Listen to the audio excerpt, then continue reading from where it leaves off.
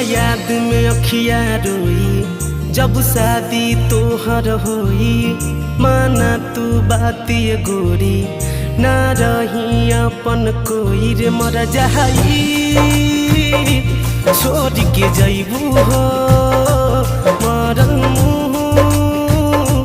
हमर पैबू हो रे मर जाई छोड़ के जैबू हो।